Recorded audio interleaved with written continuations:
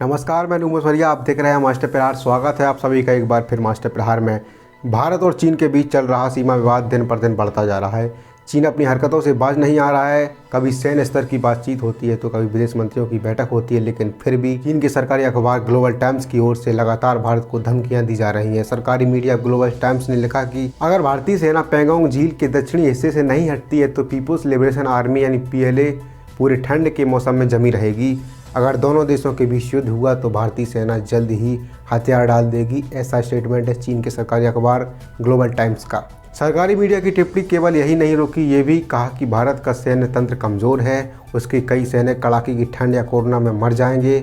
अगर भारत शांति चाहता है तो दोनों देशों को लाइन ऑफ एक्चुअल कंट्रोल की 7 नवंबर 1959 की स्थिति को मानना होगा। अगर भारत जंग चाहता है तो हम उसकी इच्छा भी पूरी करेंगे। देखते हैं कौन सा देश दूसरे को मात दे सकता है। आगे अखबार ने लिखा कि चीन ने हमेशा से भारत के सम्मान की फिक्र की है। अब भारत की राष्ट्रवादी ताकतें इस सम्मान का फ़ायदा उठाना चाहती हैं, लेकिन वो भूल गए हैं कि भारत क्या है।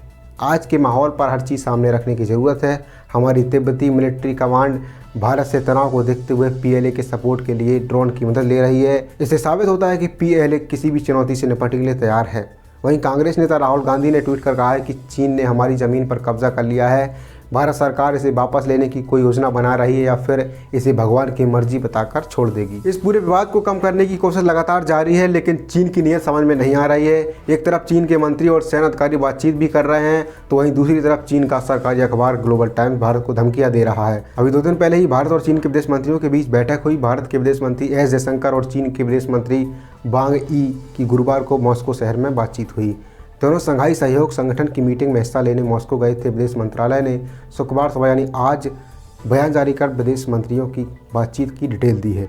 इस बैठक में दोनों देशों के विदेश मंत्रियों के बीच 5 बिंदुओं पर सहमति बनी है। आइए समझते हैं उन 5 बड़ी बातों को। इस बातचीत का पहला पॉइंट है कि बॉर्डर के इलाके में मौजूद स्थिति किसी के हित में नहीं है। दोनों देशों के जवानों को बातचीत जारी रखते हुए तेजी से डिसएंगेजमेंट होना चाहिए।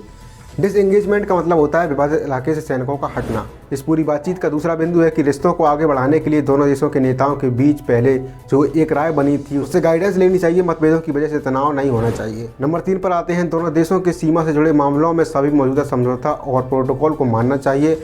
बॉर्डर के इलाके में शांति रखते हुए ऐसी कार्रवाई से बचना चाहिए जिससे माहौल बिगड़ने की आशंका हो। वहीं चौथा पॉइंट है कि बॉर्डर पर स्थिति सुधारने के लिए दोनों देशों को तेजी से काम करना चाहिए ताकि शांति बनाए रखने और आपसी भरोसे बढ़ाने के लिए नए उपाय पूरे किए जा सकें।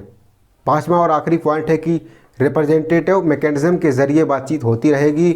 Working mechanism for consultant and coordination की बैठकें भी जारी रहेंगी। भारत चीन के बीच पूर्वी लद्दाख में वैसे तो मई से ही तनाव बना हुआ है, लेकिन 29 और 30 अगस्त की रात चीन की घुसपैठ की कोशिश से माहौल और बिगड़ गया है। चीन के सैनिकों ने पैंगोंग झील के दक्षिणी छोर की पहाड़ी पर कब्जा करने की कोशिश की थी, जिससे भारतीय जवानों ने नाकाम कर दिया था। इसके बाद दोनों देशों के आर्मी अफसरों के बीच बातचीत का दौरा चला, लेकिन इस बीच चीन ने 4 दिन में दूसरी बार घुसपैठ की कोशिश की, लेकिन हर बार नाकाम रहा।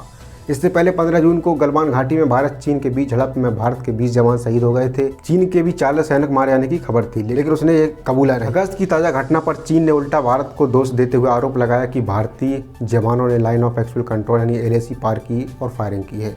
भारतीय सेना ने इसके जवाब में कहा कि ना तो हमने सीमा पार की और ना ही हमने गोलियां चलाई। तो ये थी पूरी जानकारी। भारत सरकार को चाहिए कि वह इस मुद्दे पर अपना रुख स्पष्ट करे और सही जानकारी दे। मास्टर प्रहार में आज के लिए इतना ही। अगली बार फिर मुलाकात होगी कुछ नए मुद्दों के साथ। सोमवार शुक्रवार देखना ना भूलें मास्टर प्रहार शाम 7 बजे TV भारत पर। अगर आप इस वीडियो को फेसबुक पर देख रहे हैं तो हमारे पेज को लाइक कीजिएगा। अगर आप इस वीडियो को यूट्यूब पर देख रहे हैं तो हमारे चैनल को सब्सक्राइब कीजिएगा। और अंत में आपको छोड़ जाता हूँ शुभचार के साथ। धन्यवाद।